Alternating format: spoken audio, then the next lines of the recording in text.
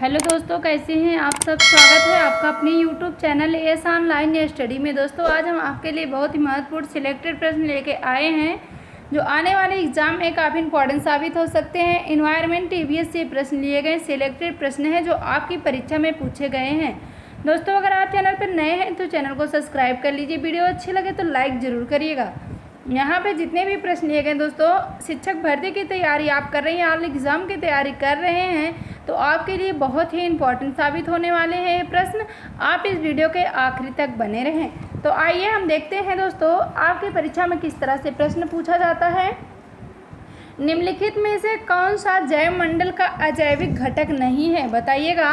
यहाँ पे आपसे पूछा जा रहा है जैव मंडल का अजैविक घटक नहीं है प्रोटीन, मृदा, कवक या फास्फोरस। तो यहाँ पे दोस्तों आपका ऑप्शन नंबर सी सही हो जाएगा, कवक हो जाएगा। कवक क्या है, यह आपका अजैविक घटक नहीं है। कवक आपका अजैविक घटक नहीं है। अजैविक घटक के उदाहरण कौन कौन से होते हैं, जैसे मृदा हो गया, मृदा आपका हो जाता है, ध्यान रखिएगा, हवा हो जाता है, जल, कार्बनिक पदार्थ, प्रोटीन, कार्बोहाइड्रेट तथा अकार्बनिक पदार्थ, नाइट्रोजन, फास्फोरस, सल्फर आदि, ये सब क्या हैं, तो ये सब आपके अजैविक घटक के उदाहरण हैं।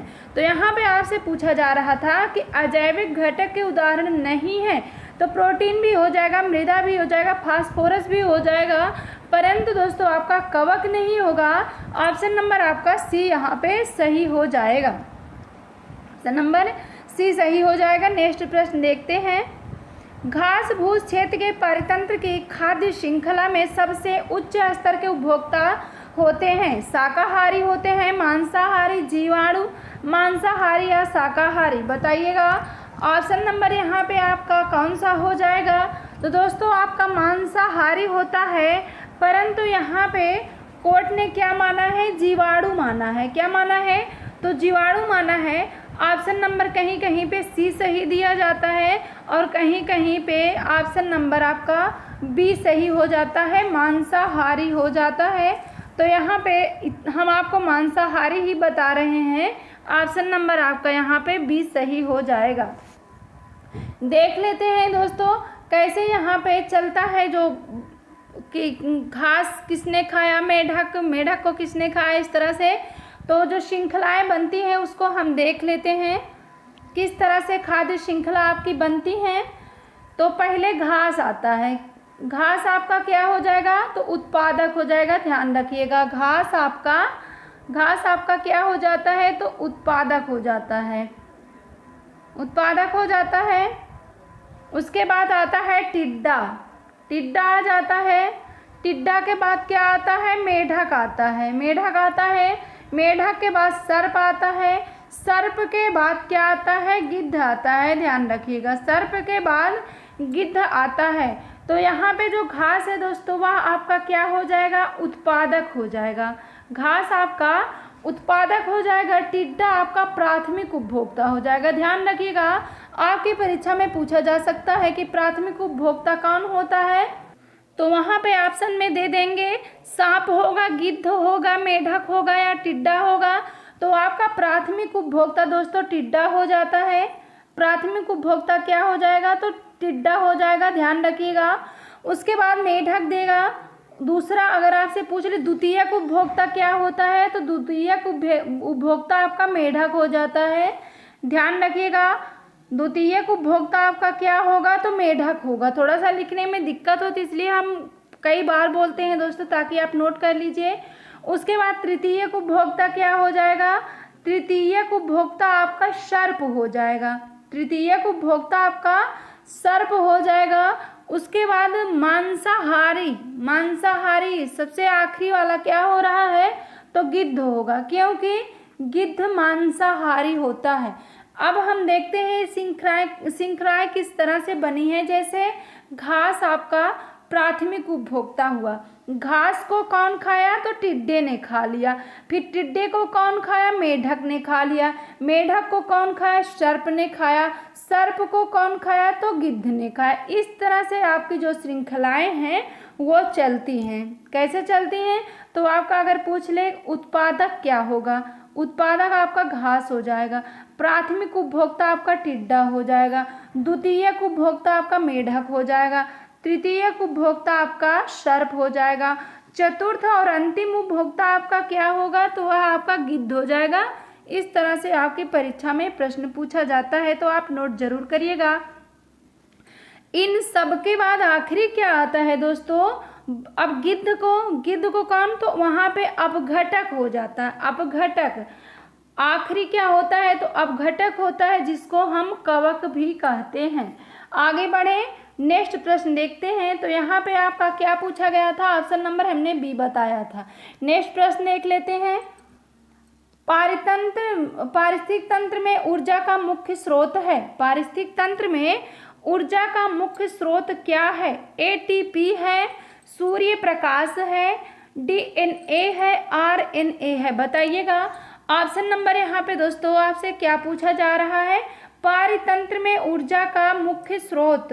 तो ऑप्शन नंबर आपका यहाँ पे बी सही हो जाएगा, सूर्य का प्रकाश हो जाएगा। यहाँ पे सर सूर्य होना चाहिए, सूर्य प्रकाश हो जाएगा। ऑप्शन नंबर आपका बी सही हो जाएगा। नेक्स्ट प्रश्न देखते हैं। एक मार्ग का संबंध है, गुणवत्ता से है, पैकेजिंग से है, संसाधन से, उत्पादन से। बताइएगा। तो यहाँ पे गुणवत्ता से हो जाता है।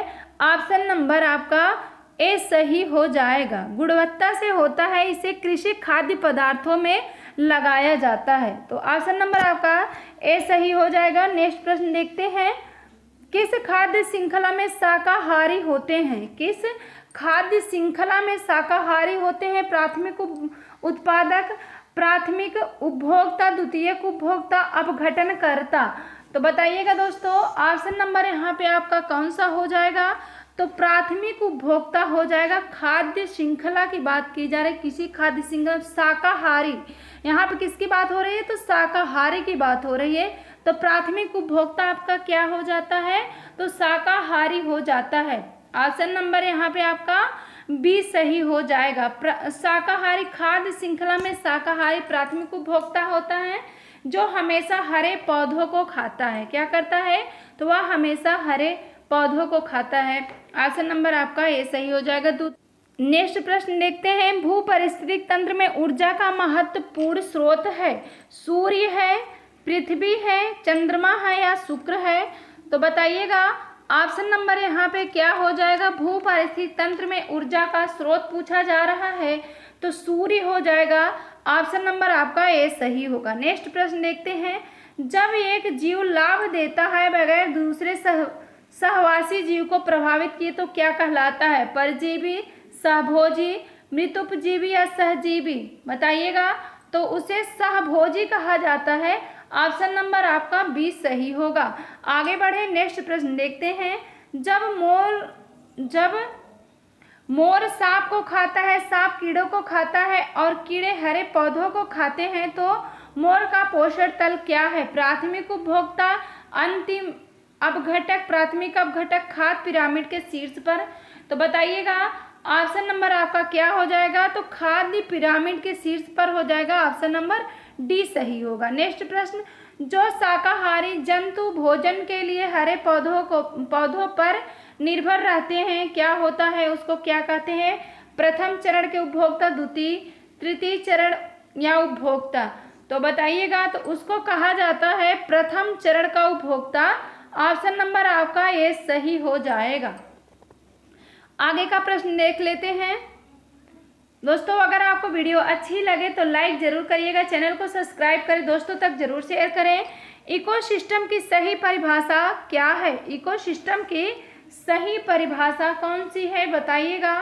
तो सही परिभाषा इकोसिस्टम की जीव समुदाय और उनके वातावरण का संतुलित तंत्र। क्या होता है? तो जीव समुदाय यहाँ पे होना चाहिए था, समुदाय और उसके वातावरण का संतुलित तंत्र। ऑप्शन नंबर आपका डी सही हो जाएगा। तो बस दोस्तों, आज के लिए इतना ही। अगर आपको वीडियो अच्छी लगे तो लाइक करें, चैनल को सब्सक्राइब करें, दोस्तों तक जरूर शेयर करें।